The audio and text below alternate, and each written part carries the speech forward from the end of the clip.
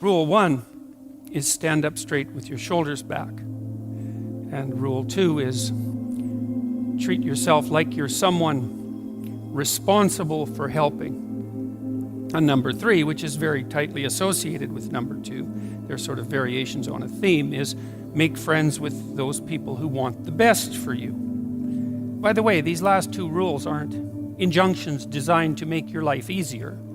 They're actually injunctions designed to make your life more difficult.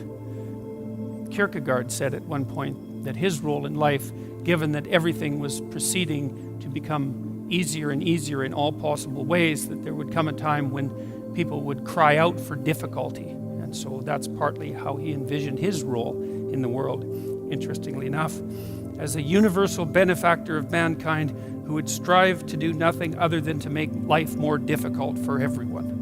Right, and so rule 2 and 3 are like that, because treat yourself as if you're someone responsible for helping isn't the same as be nice to yourself. It's not that. And to associate with people who want the best for you means that they get to demand the best from you. And that's also not an easy thing. Rule 4 is compare yourself to who you were yesterday and not to who someone else is today. And that's an injunction about envy. You need things that are above you because you need to do something worthwhile with your life. You need something to aim at, but one of the consequences of that is that you can become envious of people that you believe have attained more in a deserved or undeserved manner, and that can make you bitter. And so it's much better to compare yourself to yourself and to use yourself as the target for improvement and comparison. Rule 5 is don't let your children do anything that makes you dislike them. And the rule of thumb there is if you dislike them, then other people will. And it's a bad idea to allow your children to act in a way that makes other children dislike them or adults dislike them, given that they're going to have to deal with children and they're going to have to deal with adults. So your primary responsibility as a parent is to help your child learn how to behave so that the social world opens up its arms to them and welcomes them at every level. And you've done your job if you can manage that, and it's not a simple thing to do. Rule 6 is put your house in perfect order before you criticize the world. And that's not take no action for others until you have your act together. That isn't what the rule means. It means that bind your ambition with humility and work on what's right in front of you that you will suffer for if you get wrong before you engage in the large-scale transformation of other people. Rule 7 is do what is meaningful and not what is expedient. And I would say in some sense that's the core ethos of the book. Not exactly, because rule 8, which is tell the truth or at least don't lie, is a necessary conjunction to that, or a necessary additional element, because I don't think that you can pursue what is meaningful without telling the truth. And the reason for that is if you don't tell the truth, or let's say if you lie, which is an easier way to think about it, you corrupt the mechanisms, the instinctual mechanisms that manifest themselves as meaning, and then you can't trust them. And that's a very bad idea. So the fundamental reason to not lie is because you corrupt your own perceptions if you lie. And when you corrupt your own perceptions, then you can't rely on yourself. And if you can't rely on yourself, then, well, good luck to you. Because what are you going to rely on in the absence of your own judgment? You've got nothing if you lose that.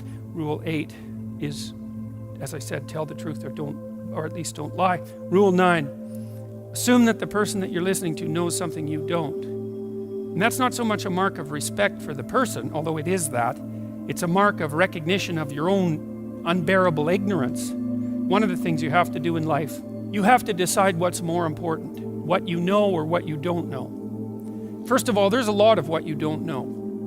And so if you make friends with that, if you decide that's important, then, well, that's a good thing, because you're going to be surrounded by what you don't know your entire life. And so if you're appreciative of that, then that's going to make things go better for you. But the other element of that is, well, why should you be appreciative of what you don't know? And the answer to that is, well, you shouldn't. If your life is absolutely perfect in every way, you have exactly what you need and want, you've put everything in order around you, then what you know is sufficient. But if you believe that things could still be put right around you in your own personal life and with regard to the effect that you have on other people, then obviously what you don't yet know is more important than what you do know, and you should be paying attention to find out what you don't know at every possible moment. And if you're fortunate when you have a conversation with someone and you're actually interested in what they say, then even if they're not very good at communicating, even if they're awkward, or even if they display a certain amount of enmity towards you, there's always the possibility that they might tell you something you don't know, in which case you can walk away from the conversation less ignorant and corrupt than you were when you started the conversation. And if your life isn't everything that you would like it to be, then being slightly less ignorant and corrupt is probably a good thing. And so Rule 10 is be precise in your speech. And that's an observation, I would say, that's a variant of a New Testament injunction, which is, or maybe a description of the nature of the world, which is knock and the door will open, and ask and you will receive, which is a very strange theory, let's say, but which I would say is far more in accordance with what we know about the psychology of perception, let's say, than you might imagine, because it is the case that you don't get what you don't aim at. You might get what you do aim at, and your aim might get better as you aim as well, which is something to consider. If you specify the nature of the being that you want to bring into being, then you radically increase the probability that that's what will occur. And of course you all know that because you regard yourself, at least to some degree, as active creative agents, right? Your fundamental attitude towards yourself, at least in the manner that you act towards yourself, is that you wake up in the morning and you have a landscape of possibilities that lay themselves open to you, and you make choices between those possibilities and determine in consequence how the world is going to manifest itself. So you confront a field of potential. That's a good way of thinking about it. And through your choices, you determine which elements of that potential are going to concretize themselves into the real world. And you are very unhappy with yourself if you don't do that properly, and you're very unhappy with other people if they don't do that properly, and you're very unhappy with other people if they don't treat you like that's what you're like. Because part of what you demand from people, let's say, in terms of sheer civility, is that they act towards you as if you're the locus of voluntary choice in a world of potential.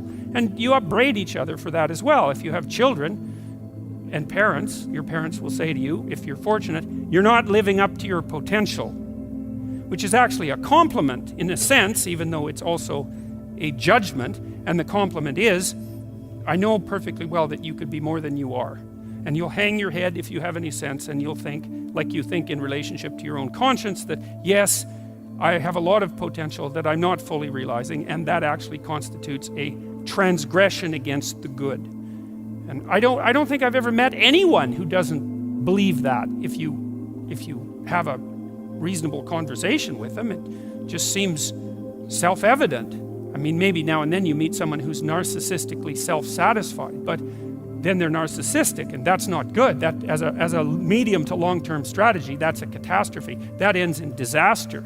You know, it's a short term, it protects people, but long term, it's not good in the least. And of course, other people don't appreciate it as well. Rule 11 is don't bother children when they're skateboarding. And that's actually a discussion of courage, of encouragement more specifically, because I've been trying to understand, for example, what role parents play in the lives of their children. And I would say this is a role that is of fundamental importance, as well as attempting to guide your children so that they act in a socially desirable manner so that the world opens itself up to them. You also want to encourage them, which is not the same as sheltering them. It's not the same at all. And to encourage someone is to say something like, or to act out something like, look, kid, the world's already difficult, because the world isn't easy for children any more than it's easy for adults. The difficulties are, they're not the same. They're child-sized difficulties, but they're still difficulties. The world is a very hard place, and it's a bitter place in many ways. And it's not only a hard and bitter place, it's also touched with betrayal and malevolence. And that's the fundamental bottom line. but there's something in you that is capable of taking that full on and transcending it. And that's encouragement. You say, well, as difficult as things are, you're up to the challenge.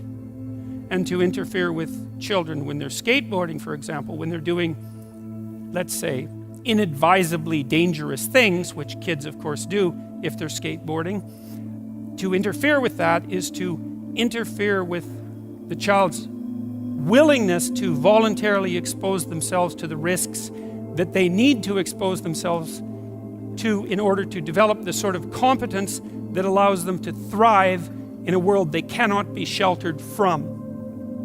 And so to interfere with children when they're taking necessary risks is not love or empathy, but cowardice on the part of parents. And it's deeply damaging to children. And I can tell you, as a clinical psychologist, I've never had a client come to my office. In all the hundreds of encounters I've had with people in my office, I've never had a client say, my parents made me too independent. That hasn't happened once. Right, now, my parents made me too dependent, or I conspired with my parents to perpetuate my dependence. That happened all the time. So there's a rule of thumb, which I think is a good one, which I believe is often applied in nursing homes by people who work in nursing homes, which is of course a very difficult job. And the rule is, do not do anything for anyone they can do for themselves. And the reason for that is that it's a form of theft. Rule 12 is pet a cat when you encounter one on the street. And it's oddly enough, a meditation on fragility. It's a discussion of what you do when you don't know what to do. And that's really when things have gone badly for you, when you face a terrible tragedy in your own personal life or in your familial life, or perhaps even in the life of your community, when things come crowding in at you too quickly. In the case of a death in the family, or a terrible illness, or the collapse of a dream, or any of the things that can flip your world upside down, is how do you cope with that? And that chapter contains a discussion of the necessity of narrowing your time frame, because sometimes the right way to look at the world is across years, and sometimes it's across months, and when things are more out of control, perhaps it's across days, and when you're really up against the wall, it's across hours or even minutes. And during those minutes, then you concentrate on doing as well as you can with what's right in front of you for the longest unit of time that you can tolerate conceptualizing. Maybe that's what you do at someone's deathbed. And while you're doing that and suffering away madly, then you also take the time to appreciate everything you can that manifests itself, that allows itself to be appreciated. And so that's the metaphor of the cat, I suppose.